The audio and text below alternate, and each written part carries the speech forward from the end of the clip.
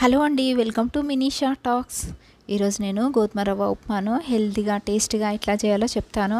ఎప్పుడు rice based tiffin కాకుండా అప్పుడప్పుడు గోధుమ రవ్వతో కూడా ఉప్మా చేసుకుంటే చాలా బాగుంటుంది. కడాయి వేడైన తర్వాత దీంట్లో ఆయిల్ పోస్తున్నా, దాంతోపాటే నెయ్యి వేస్తున్నా. నెయ్యి వేయడం వల్ల ఉప్మా సాఫ్ట్గా టేస్ట్గా చాలా బాగుంటుంది. ఇప్పుడు దీంట్లో కాజు వేసి ఫ్రై చేసేసుకుంటున్నా. ఈ కాజును ఎప్పుడైనా లో ఫ్లేమ్లోనే పెట్టుకొని ఫ్రై చేసేసుకోవాలి. చాలామంది ఉప్మా చేసేటప్పుడు ఆనియన్స్తో పాటు కాజు ఫ్రై చేసి దాంట్లోనే ఎసరు పోస్తారు. అట్లా చేస్తే కాజు టేస్ట్ అనేది కంప్లీట్గా చేంజ్ అయిపోతుంది. ఇప్పుడు బాగా ఫ్రై అయిన తర్వాత ఒక గిన్నెలో ఎత్తుకొని సపరేట్ చేసేసుకుంటా. ఇప్పుడు దీంట్లో జీలకర్ర ఆవాలు వేస్తున్నా. దీనివల్ల ఉప్మా చూడడానికి చాలా అట్రాక్టివ్ అనిపిస్తుంది ఆవాలు వేయడం వల్ల. ఇప్పుడు దీంట్లో పచ్చిమిర్చి వేస్తున్నా. నేను గ్రీన్ పచ్చిమిర్చి తీసుకున్నా, ఇవి చాలా స్పైసీగా ఉంటాయి. ఇప్పుడు ఇవి ఫ్రై అయిన తర్వాత ఆనియన్స్, కరివేపాకు వేస్తున్నా. మనం ఎప్పుడు గోధుమ రవ్వ ఉప్మా చేసినా కానీ దాంట్లో ఆనియన్స్ ఎక్కువ ఉండాలి, అప్పుడైతే టేస్ట్ చాలా బాగుంటుంది. ఇవి బాగా ఫ్రై చేసేసుకోవాలి మంచి కలర్ వచ్చేంత వరకు. ఇప్పుడు దీంట్లో ఎండుమిరపకాయలు వేసుకుంటున్నా.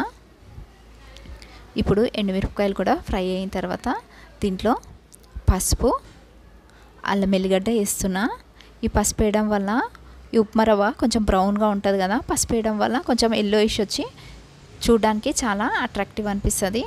ఈ అల్లంలోని పచ్చివాసన పోయేంత వరకు బాగా ఫ్రై చేసేసుకోవాలి. ఇప్పుడు ఇవి బాగా ఫ్రై అయిన తర్వాత దీంట్లో బఠానీ వేస్తున్నా. బఠానీలో వైటమిన్ కే ఉంటుందండి. దాంతోపాటు క్యాప్సికమ్, క్యారెట్, బీన్స్ కూడా యాడ్ చేస్తున్నా.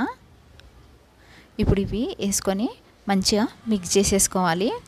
ఇప్పుడు వీటిపైన లిడ్ పెట్టేసుకొని లో ఫ్లేమ్లో ఉడికించేసుకోవాలి. ఈ వెజిటేబుల్స్ని బాగా ఫ్రై చేసుకోవాలి. ఈ వెజిటేబుల్స్ ఎంత ఫ్రై అయితే మనం చేసుకునే గోధుమ రవ్వ ఉప్మా అంత టేస్టీగా ఉంటుంది. ఇప్పుడు కార్న్ కూడా యాడ్ చేసిన. ఈ కార్న్ అనేది ఎక్కువ ఫ్రై చేయాల్సిన అవసరం లేదు, ఇవి లేతగా ఉంటాయి కాబట్టి. ఇప్పుడు దీంట్లో పెరుగు, సాంబార్ మసాలా వేస్తున్నా. పెరుగు మీరు హాఫ్ కప్ వేసుకోండి, టేస్ట్ అయితే చాలా బాగుంటుంది. ఇప్పుడు ఇవి బాగా ఫ్రై చేసేసుకోవాలి. ఈ పెరుగులో ఉండే వాటర్ ఉంటుంది కదా, మొత్తము ఇంకిపోవాలి. ఇప్పుడు ఇవి బాగా ఫ్రై అయిపోయినాయి కదా. చాలామంది షుగర్ పేషెంట్స్కి ఆకలి ఎక్కువ ఉంటుంది కదండి, అట్లాంటి వాళ్ళు ఈ గోధుమ రవ్వ ఉప్మా తింటే ఆకలి అనేది కంట్రోల్లో ఉంటుంది. నేను ఒక కప్పు గోధుమ రవ్వ తీసుకున్నా, దానికి 4 కప్స్ వాటర్ వేసుకున్నా. ఇప్పుడు దీంట్లోనే సాల్ట్ వేస్తున్నా. సాల్ట్ ఎప్పుడైనా ఎసరులోనే చూసుకోవాలి. దాంతోపాటు సన్నగా కట్ చేసుకున్న కొత్తిమీర వేస్తున్నా. ఈ కొత్తిమీర వేసేసి ఈ వాటర్ని కొద్దిసేపు బాయిల్ చేసేసుకోవాలి. ఇప్పుడు వాటర్ బాయిల్ అవుతున్నాయి కదా, దీంట్లో నిమ్మకాయ పిండుతున్నా. గోధుమ రవ్వ ఉప్మా టేస్ట్ కావడానికి రీజన్ ఏంటంటే కొత్తిమీర ప్లస్ నిమ్మకాయ. ఇప్పుడు గోధుమ రవ్వని వేస్తున్నాను నేను. ఈ గోధుమ రవ్వని కొంచెము నేను ఫస్టే ఫ్రై చేసేసుకొని పెట్టుకున్నా.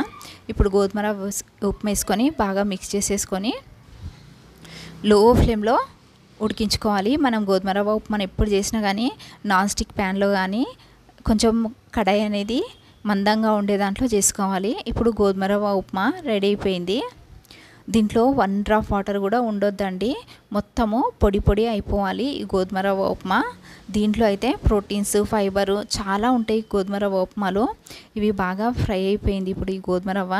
దీంట్లో ఇప్పుడు నేను వేయించి పెట్టుకున్న కాజు, కాజులోనే కారము, సాల్ట్ యాడ్ చేసుకున్నా. ఇప్పుడు ఈ గోధుమ రవ్వ ఉప్మాతో కాజు పెట్టుకొని తింటే అయితే చాలా బాగుంటుంది. మీరు కంపల్సరీ ట్రై చేయండి. నేను చేసిన ఉప్మా రవ్వ నచ్చితే లైక్ చేయండి, షేర్ చేయండి, సబ్స్క్రైబ్.